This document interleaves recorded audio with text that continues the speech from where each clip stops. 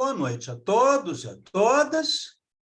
Hoje vamos continuar a nossa conversa sobre o livro A Linguagem dos Pássaros, de Jalaluddin Attar. Após a invocação que lemos na semana passada, o livro apresenta uma parábola que enfatiza a devoção e um elogio a Mohammed, o Senhor dos Enviados, em que o poeta enaltece o profeta do Islã e os seus principais discípulos e sucessores, como Abu Bakr, Omar, Osman e Ali, que foram os 4 primeiros califas da religião muçulmana. A palavra califa, aliás, significa, literalmente, sucessor ou representante na língua árabe, e pode ser entendida como guia dos crentes ou chefe de Estado em um califado, ou seja, um Estado governado de acordo com a Sharia, ou lei islâmica, cuja interpretação, aliás, varia conforme cada ramificação do islamismo, que desde a sua origem nunca separou a religião da política. O Islã procura ver o ser humano em sua totalidade, daí que os grandes sábios do Islã foram também juristas, políticos, poetas, filósofos, matemáticos, astrônomos, entre muitas outras atividades. Neste capítulo de A Linguagem dos Pássaros, que antecede a narrativa principal, temos uma declaração de fé de seu autor, que declara-se um crente fiel aos ensinamentos do Corão, revelados diretamente ao profeta Mohammed por Alá. Desse modo, Attar tanto fez uma declaração pública de sua fé, quanto protegeu-se de possíveis acusações de ateísmo, heresia ou blasfêmia, que atingiram, por exemplo, Omar Khayyam e outros místicos sufis, seja pelo elogio ao vinho e ao êxtase, metáforas da experiência espiritual, quanto pelo monismo presente na filosofia sufi, que se afasta do dualismo inerente às 3 religiões do deserto. Vou só desligar aqui o meu telefone, para ele não ficar tocando. Pronto, perdão.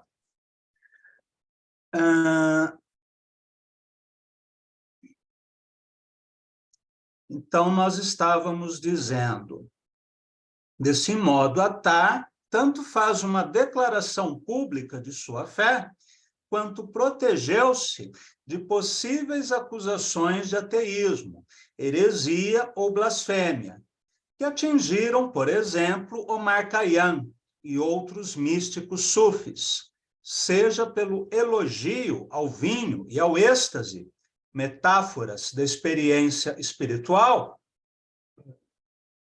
quanto pelo monismo presente na filosofia sufi, que se afasta do dualismo inerente às 3 religiões do deserto: o judaísmo, o cristianismo e o islamismo.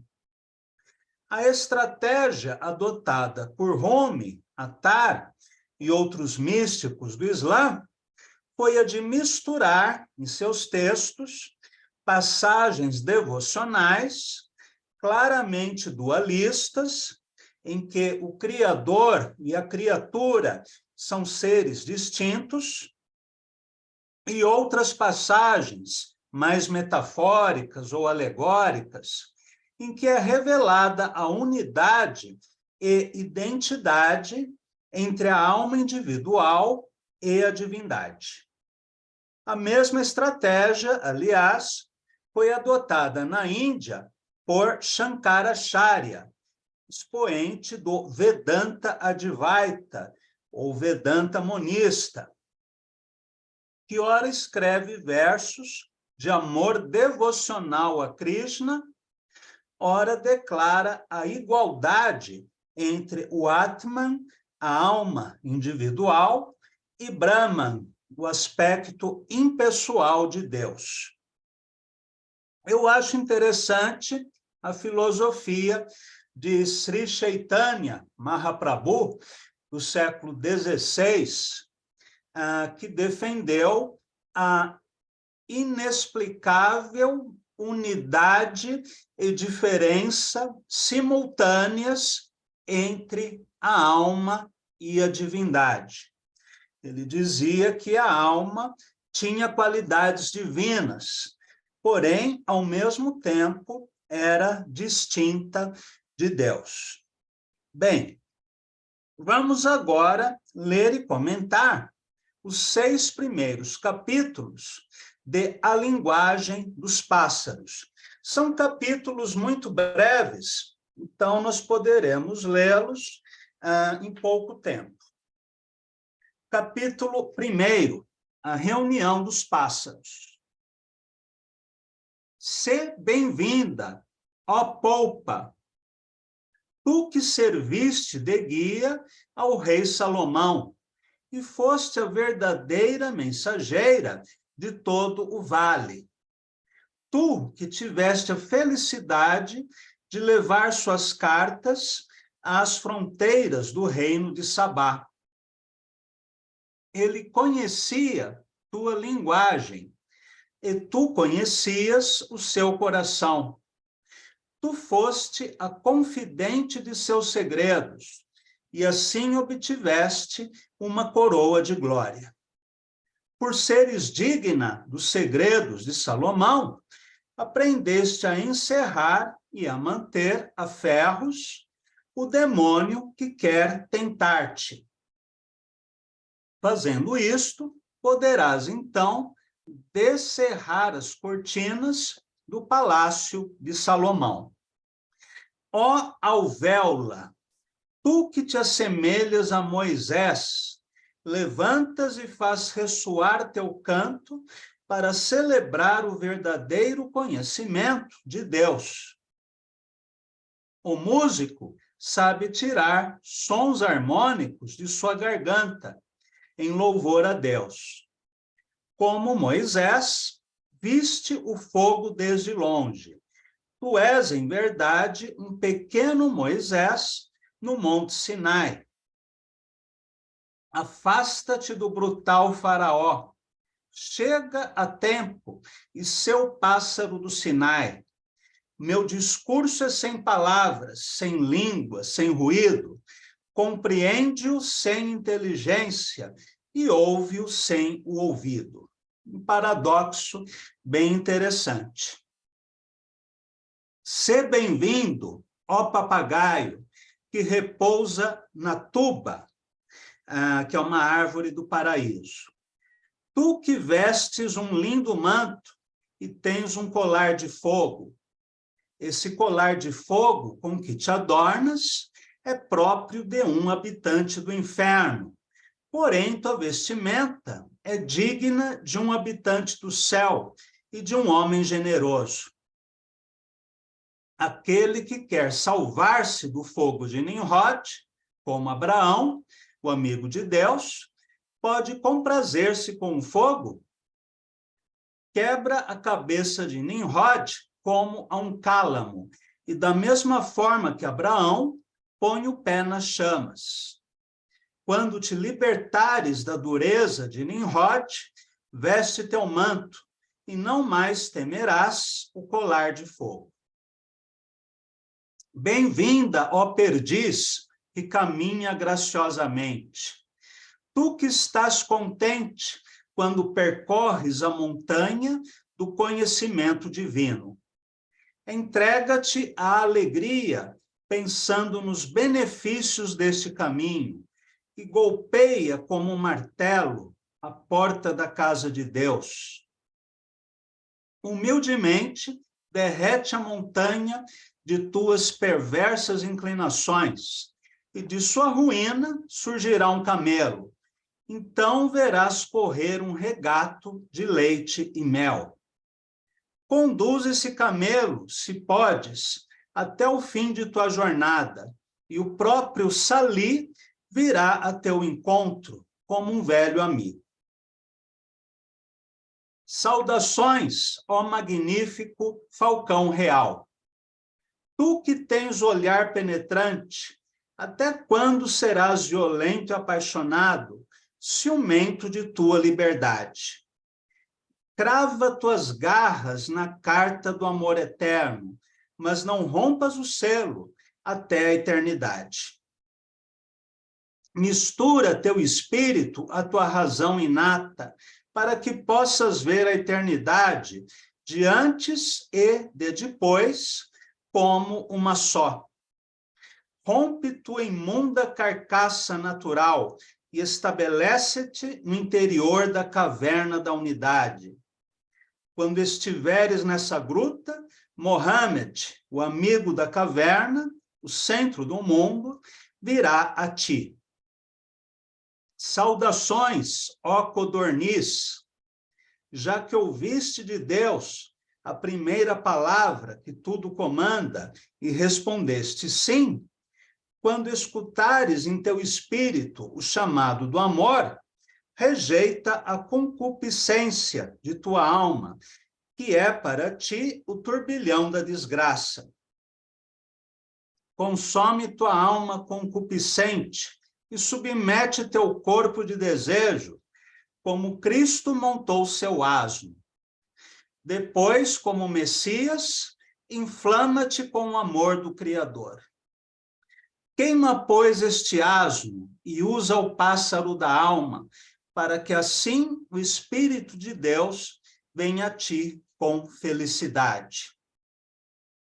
Saudações, ó rouxinol, do Jardim do Amor. Geme graciosamente tuas notas, por causa da dor e da ferida do amor.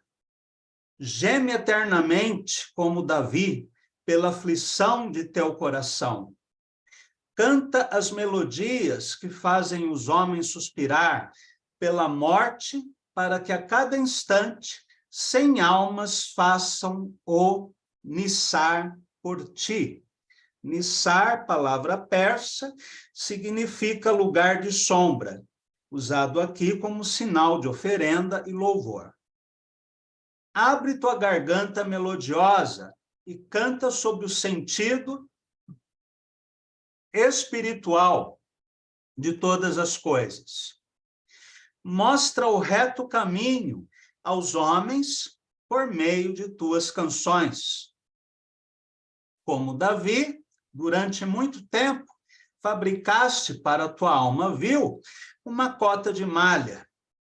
Também como ele, torna o ferro de teu coração brando como a cera. Quando esse ferro tornar-se brando como a cera, serás como Davi, ardente no amor de Deus. Saudações, ó pavão real, do Jardim das 8 Portas. Aqui tem uma nota. Os muçulmanos dividem o céu em 8 seções. Dante utiliza-se dessa mesma alegoria na Divina Comédia. Tu foste atormentado por causa da serpente de 7 cabeças.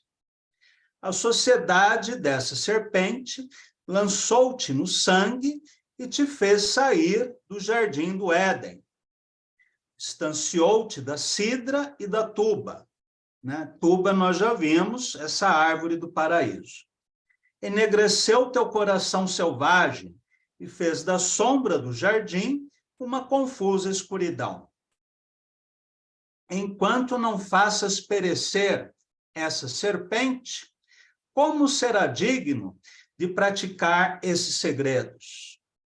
Se fores libertado da detestável serpente, Adão te tomará com ele no paraíso.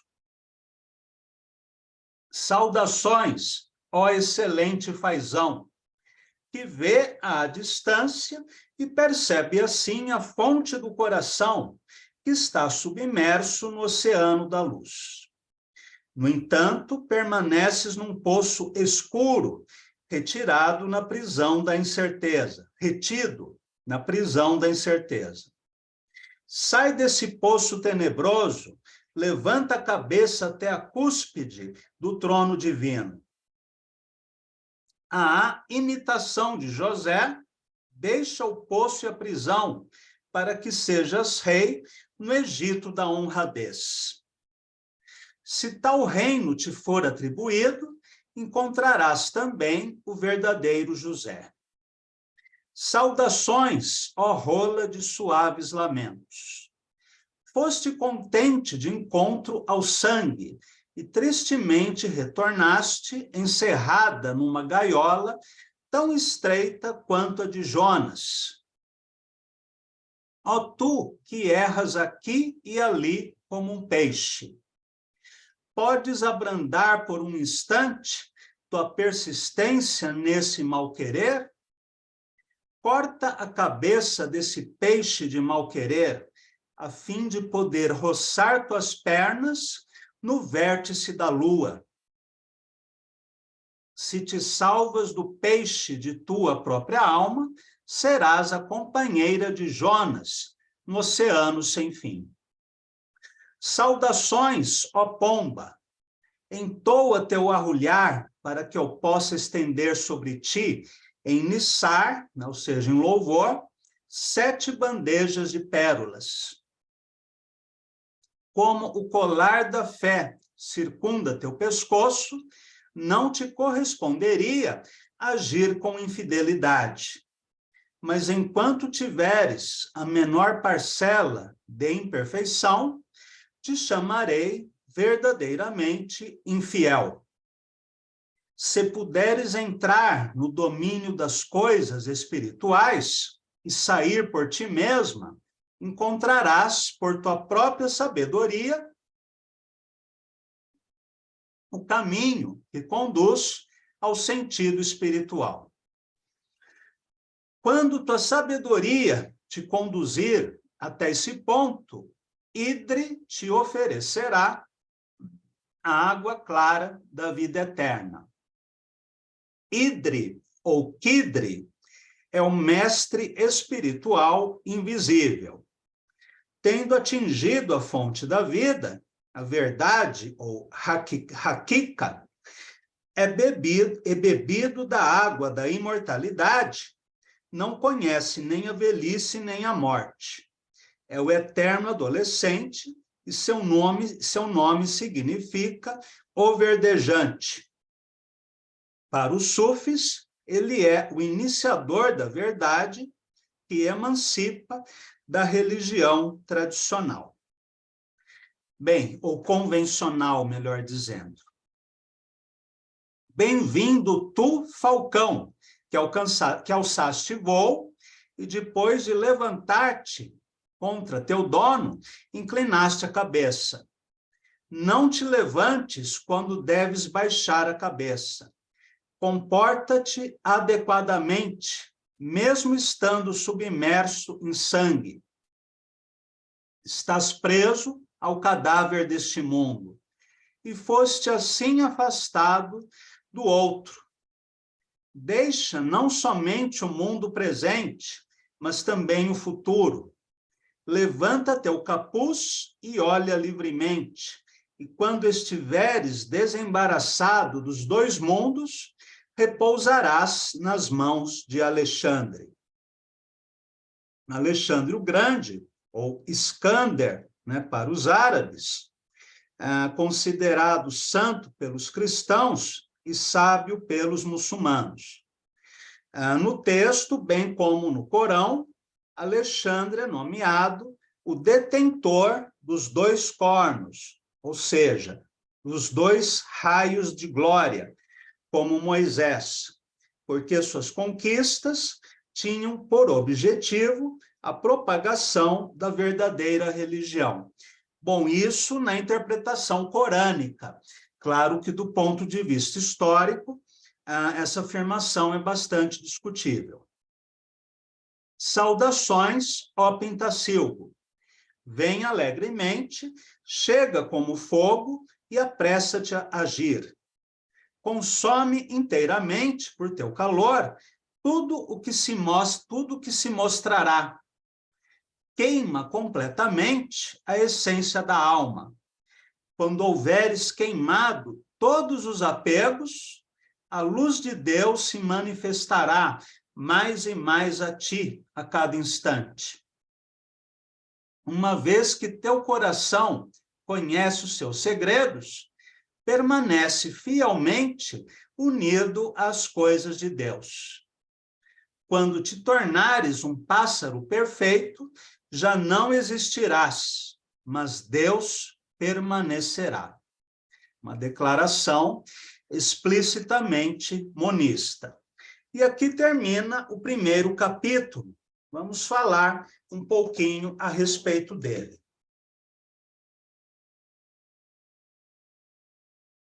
No primeiro capítulo, a reunião dos pássaros, Attar inicia seu poema com o elogio da polpa, ave que teria enviado mensagens do rei Salomão à rainha de Sabá, conforme o Corão.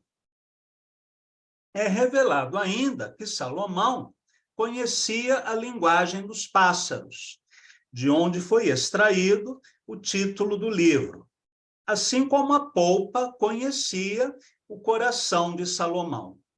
Dois fatos que foram possíveis apenas por graça divina, segundo a tradição islâmica. A polpa é comparada ainda a Moisés, e o seu canto é considerado um meio para celebrar o verdadeiro conhecimento de Deus. Em seguida, ao louvor do papagaio, que repousa na árvore do paraíso e possui um colar de fogo. Da perdiz, que percorre a montanha do conhecimento divino, do falcão, violento e apaixonado, da codorniz, que sofre da luxúria, do rouxinol, o apaixonado, que lamenta suas dores de amor mundano, do pavão real, que habita o jardim das 8 portas, ou seja, as 8 seções do céu, do fazão, que tem um olho capaz de ver a grandes distâncias, da rola, que persiste no mal-querer, da pomba, que permanece na condição de infiel, e do pintacilgo, que está distante de Deus por causa de seu apego. Attar faz breves descrições metafóricas dessas 10 aves simbólicas, apontando seus vícios, virtudes e o caminho que cada uma delas deverá seguir para vencer os seus obstáculos internos e se aproximarem do divino. Nesse aspecto, é notável a afinidade com o Sermão aos Peixes do padre Antônio Vieira. Bem, vamos ler o segundo capítulo. A partir do terceiro, eles serão muito breves. Capítulo 2. Discurso da polpa aos pássaros. Todos os pássaros do mundo, tanto os conhecidos como os desconhecidos, reuniram-se e tiveram entre si estas palavras: não há no mundo país sem rei. Como pode ser, então, que os pássaros não tenham um para governá-los? Este estado de coisas não pode perdurar. Devemos unir nossos esforços e ir em busca de um rei, pois num país sem rei não há boa administração e o exército está desorganizado. Assim, os pássaros começaram a considerar como partir em busca de um rei. A polpa, emocionada e cheia de esperança, foi à frente, colocando-se no centro da assembleia. Levava no peito o emblema que atestava que ela havia entrado no caminho espiritual e que conhecia o bem e o mal.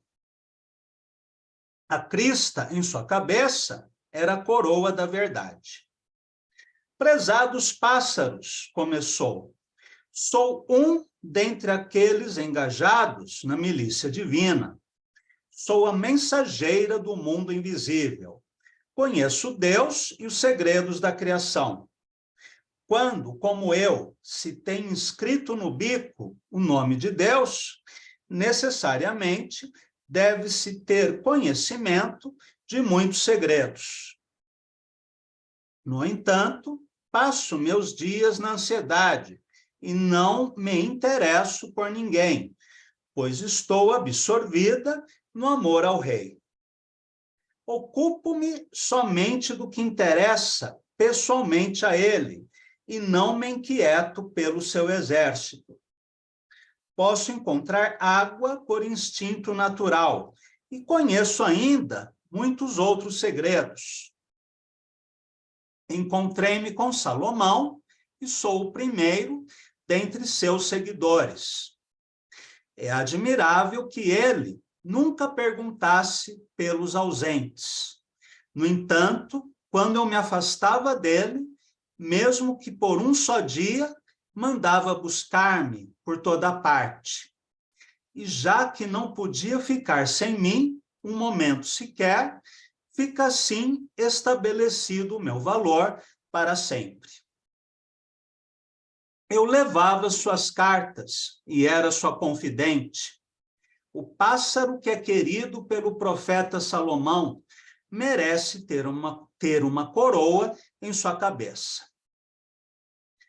Pode qualquer pássaro entrar no caminho, senão pela graça de Deus? Durante muitos anos, viajei por mar e terra, atravessei vales e montanhas, percorri um imenso espaço nos tempos do dilúvio, sem terra para descansar. Acompanhei Salomão em suas viagens e medi várias vezes a superfície do globo. Conheço bem meu rei, mas não posso ir a seu encontro sozinha. Se quiserdes acompanhar-me, vos darei acesso à corte desse rei. Libertai-vos da timidez, de toda presunção e de qualquer turbação incrédula.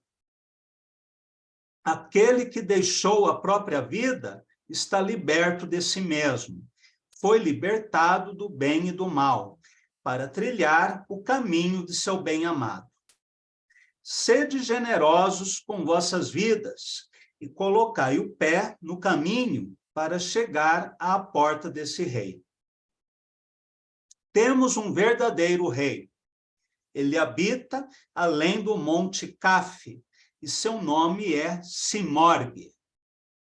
É ele o rei dos pássaros. Aqui tem uma nota. O Caf tem significado semelhante ao Monte Meru dos hindus, ao Alborz dos persas e ao Olimpo do grego, uma região que, como paraíso terrestre, tornou-se inacessível à humanidade comum. Simbolicamente, é tanto o centro do mundo como os seus limites. É, portanto, ao mesmo tempo, um monte e uma cadeia de montanhas que circunda o mundo e limita os dois horizontes. Prosseguindo. Ele está sempre próximo de nós, apesar de estarmos distantes dele. Este é um paradoxo que lembra os versos do Isopanishad. O lugar onde vive é inacessível e não pode ser descrito por nenhuma língua. Diante dele, pendem 100.000 véus de luz e escuridão. Nos dois mundos, não há ninguém com poder para disputar o seu império. Ele é o soberano por excelência, está imerso na perfeição de sua majestade e não se manifesta completamente, sequer no lugar de sua morada, a qual nem a ciência, nem a inteligência podem alcançar. O caminho é desconhecido e, ainda que milhares de criaturas gastem suas vidas desejando-o, muitos poucos têm bastante perseverança para encontrá-lo. A alma mais pura não saberia descrevê-lo, nem a razão compreendê-lo. Estamos confusos e, apesar de termos dois olhos, na escuridão. Nenhuma ciência descobriu ainda a sua perfeição. Nenhuma vista percebeu ainda a beleza de sua face. As criaturas não puderam elevar-se até a sua excelência. A ciência ficou aquém e ao olho faltou alcance. Foi em vão que as criaturas desejassem alcançar com a sua imaginação esta perfeição e esta beleza.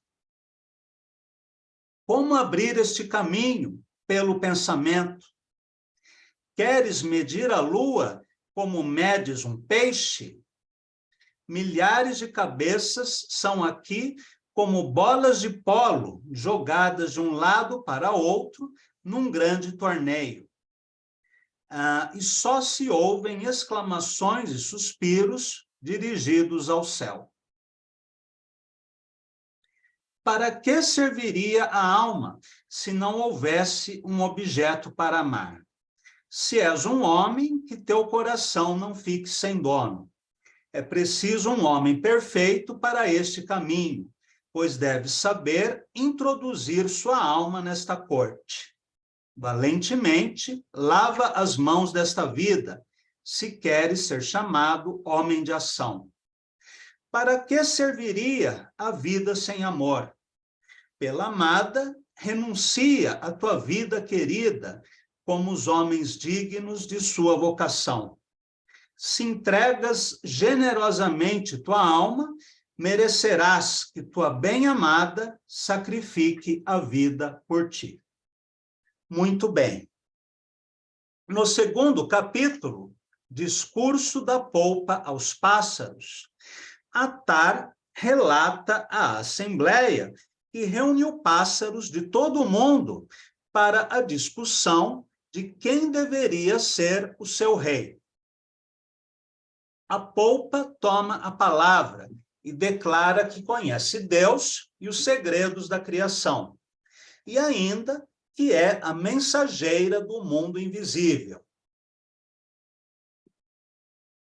Diz ainda que vive imersa no estado de amor devocional pela divindade. Por fim, convida os pássaros a uma jornada até a montanha Kaf, onde habita o Simorgue, que, segundo a polpa, é o verdadeiro rei dos pássaros. A maneira como a polpa descreve o Simorgue, porém, nos faz pensar que ele é a própria divindade. Bem, vamos ler agora o terceiro capítulo. Em primeiro lugar, apresentou-se o enamorado Rouxinol. Estava fora de si pelo excesso de sua paixão. Expressava um sentido em cada uma das 1000 notas de seu canto, e em cada sentido estava contido um mundo de segredos. Celebrou, assim, os segredos do mistério, até calar os outros pássaros. Abre aspas. Os segredos do amor me são conhecidos. Todas as noites repito meus cantos de amor. Não há ninguém infeliz como Davi, a quem eu possa cantar meus melancólicos salmos de amor. É imitando meu canto que a flauta geme e o alaúde faz ouvir os seus lamentos. Faço sobressaltar de emoção tanto o jardim de rosas como o coração dos amantes. Sempre ensino novos mistérios e a cada instante repito novos cantos de tristeza. Quando o amor subjuga minha alma, meu canto soa como as ondas do mar. Quem quer que me escute perde a razão, fica embriagado, não importa o domínio que guarde de si mesmo. Se sou privado durante muito tempo da visão de minha querida rosa, fico desolado e cesso meu canto, e não digo meus segredos a ninguém. Quando, no princípio da primavera, ela espalha seu suave perfume pelo mundo, eu lhe abro alegremente meu coração, e, por seu feliz horóscopo, cessam os meus pesares. Mas quando sua bem-amada não se mostra, o rouxinol se cala. Meus segredos não são conhecidos por todos. Somente a rosa sabe com certeza quais são. Tão profundamente enamorado pela rosa, sequer penso em minha própria existência. Só penso no amor da rosa, só quero para mim a rosa vermelha. Desejar o cimorgue está além de minhas forças. O amor da rosa é suficiente para o rouxinol. É meu seu botão, é para mim que ela floresce com suas 100 pétalas. Por que sentir-me-ia desgraçado, se a rosa que hoje se abre, cheia de desejos, sorri alegremente para mim? Ainda que se mostre sob o véu, sei que é para mim que ela sorri. Como poderia, então, o rouxinol privar-se uma noite sequer do amor de um objeto tão encantador?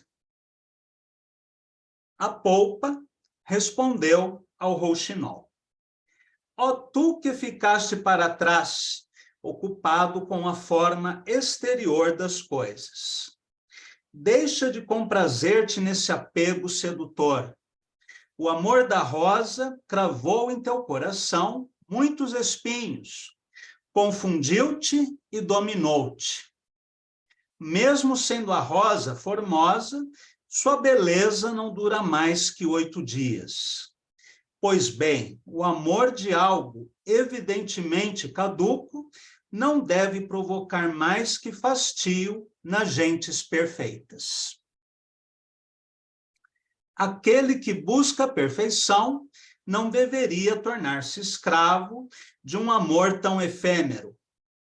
Se o sorriso da rosa desperta teu desejo, é somente para encher teus dias e noites de lamentações.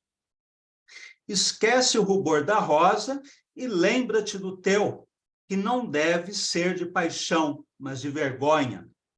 Renuncia à rosa e sorri, pois ela se ri de ti a cada nova primavera, e não te sorri. Aqui é uma nota interessante do tradutor, que diz assim: este capítulo é comentado e explicado pelo mestre Adil Alimi.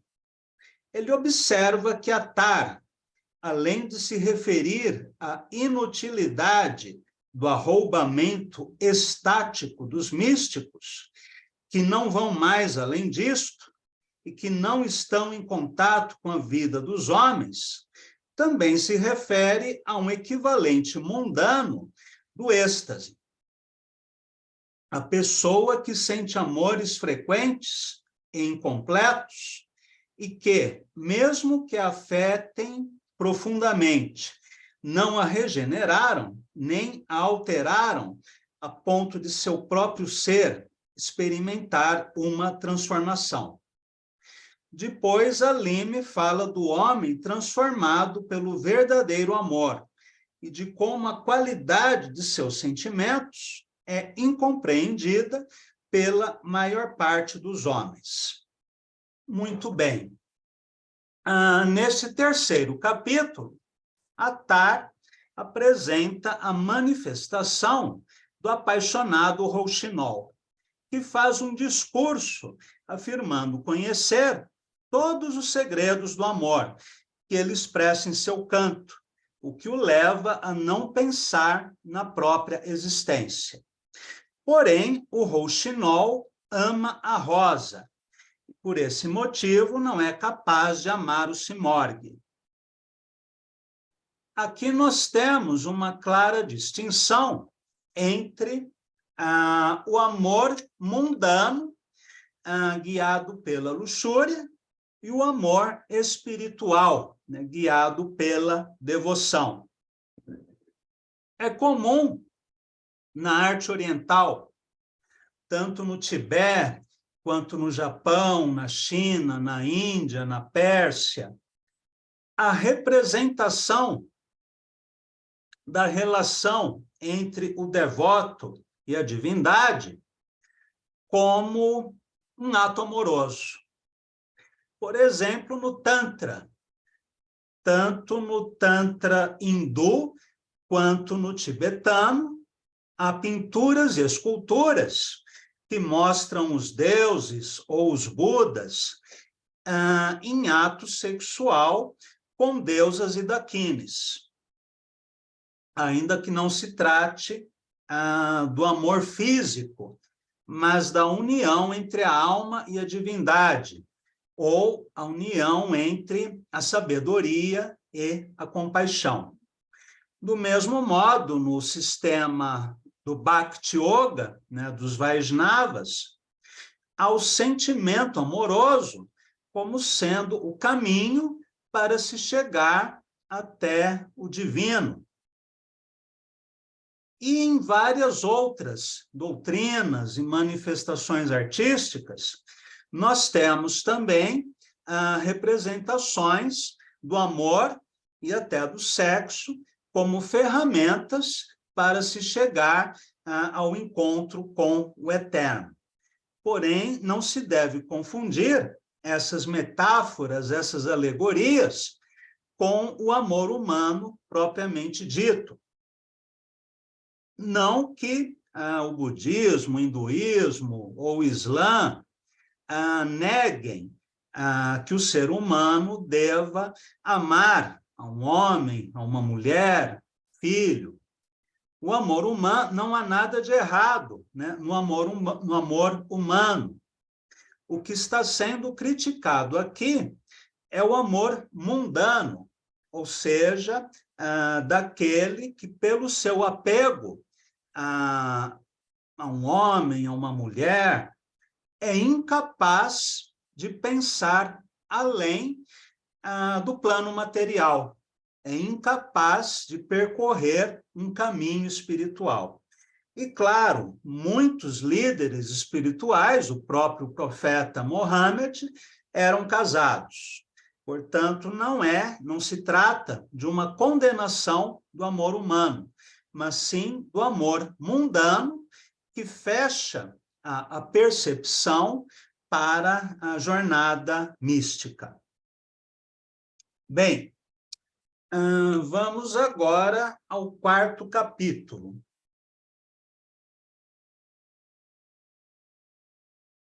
O papagaio. Depois foi a vez do papagaio, com açúcar em seu bico. Vestia um traje verde como pistache e usava um colar de puro ouro em seu pescoço. Comparado a seu brilho, o gavião não é mais do que um mosquito, e por toda parte o tapete verde da terra é o reflexo de suas plumas. Suas palavras são açúcar destilado, pois ele o mastiga desde a manhã. Homens vis e com coração de aço, disse, trancaram-me numa gaiola de ferro, tão gracioso sou. Retido nesta prisão, anseio por estar livre novamente, para encontrar a fonte da imortalidade, que é guardada por Idri. Idri, né, nós já vimos, é o mestre espiritual invisível. Como ele, estou vestido de verde, pois sou Idri entre os pássaros. Eu gostaria de beber da fonte dessa água de que falam, porém não tenho forças para elevar-me até a grande asa do Simorgue. A fonte de Idri basta-me. A polpa respondeu, ó tu que não tens ideia da felicidade, sabe que aquele que não está disposto a renunciar à vida não é um homem. A vida te foi dada apenas para que possas possuir, mesmo por um só instante, um amigo valoroso. Busca sinceramente a água da vida. Põe-te em marcha, pois não tens a amêndoa, tens somente a casca. Queres sacrificar tua vida pela companhia das damas? Imita os homens dignos desse nome, entrando, de posse de tua liberdade, em seu caminho. Age como o amante, renuncia à tua alma e procura o coração do amado. No quarto capítulo, o papagaio declara que gostaria de beber da fonte da imortalidade, que é guardada pelo Simorgue, mas que não tem forças para percorrer esse caminho, sendo aí repreendido, né, pela polpa, que vai dizer, age como o amante, renuncia à tua alma e procura o coração do amado, ou seja, renuncia a ti mesmo, renuncia ao teu ego, ao teu apego. Quinto capítulo, o pavão. Em seguida, veio o pavão real, o das vestes douradas e das plumas de 100, o que digo, de 100.000 cores. Exibiu-se com todos seus atavios, virando-se de um lado para outro como uma noiva. Cada uma das suas plumas manifestava seu esplendor. O pintor do mundo invisível, disse ele, entregou com suas próprias mãos seu pincel aos djinns, né, aos gênios, para que eles me dessem forma. Mas, embora eu seja Gabriel entre os pássaros, minha sorte não deve ser invejada, pois, tendo contraído amizade com a serpente no paraíso terrestre, dali fui ignominiosamente expulso. Fui privado do posto de confiança que me havia sido entregue, e meus pés foram a minha prisão. Aqui há uma referência ao simbolismo do pavão, que é associado à beleza, à incorruptibilidade, à glória, à imortalidade, à justiça, e, em contrapartida, também à vaidade. Isso apesar da feiura dos seus pés. Mas mantenho a esperança de que um guia generoso me tirará dessa morada escura para conduzir-me à mansão da eternidade. Não tenho a pretensão de alcançar o rei de que falas, basta-me chegar à sua porta. Acaso poderia ser o Simorgue o objeto da minha ambição, se não desejo mais que o paraíso terrestre? Nada mais tem significado para mim neste mundo, a não ser habitar novamente o paraíso. A polpa respondeu: ó tu que te separas voluntariamente do verdadeiro caminho. O palácio desse rei é infinitamente superior ao palácio de que falas. Não tens nada melhor a fazer que tentar alcançá-lo. O lar que procuramos é a habitação da alma. A eternidade é o objeto dos vossos desejos, a morada do coração. Em uma palavra, a residência da verdade. O Altíssimo é um vasto oceano. O paraíso das delícias terrestres não é mais que uma pequena parte dele. Aquele que possui o oceano possui a gota, e tudo que não é esse oceano é loucura. Quando podes ter o oceano, por que buscar uma gota de orvalho noturno? Pode aquele que participa dos segredos do sol deter-se por uma partícula de pó? Como poderia aquele que é o todo permanecer preocupado com uma parte? Necessita a alma ocupar-se dos membros do corpo? Se queres ser um homem perfeito, considera o todo, busca o todo, escolhe o todo, seja o todo. Muito bem. No 5º capítulo, é a vez do pavão se pronunciar. E ele declara que, embora seja o mais belo dos pássaros, por sua amizade com a serpente do paraíso terrestre, foi dali expulso após Adão e Eva comerem o fruto da árvore do conhecimento do bem e do mal.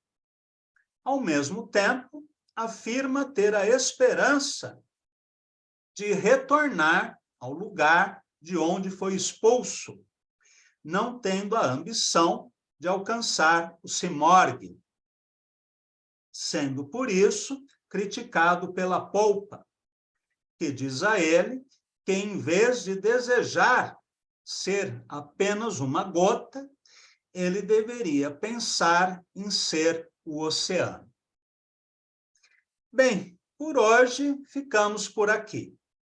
Na próxima semana, leremos mais algumas páginas da Linguagem dos Pássaros. Agradeço a todos e a todas e até a nossa próxima conversa.